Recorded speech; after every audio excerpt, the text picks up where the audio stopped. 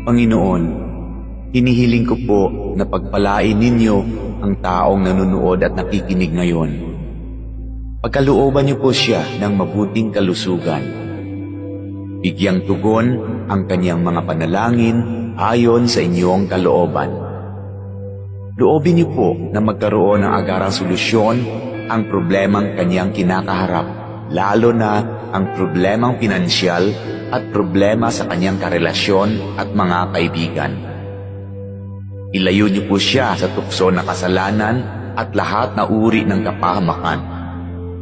Panatilihin niyo po sa kanyang puso ang pagkakaroon ng malasakit at pagmamahal sa kapwa, katulad ng kanyang pagmamahal sa inyo na aming iisang Diyos. Ito ay aking hinihiling sa pangalan ni Jesus. Amen.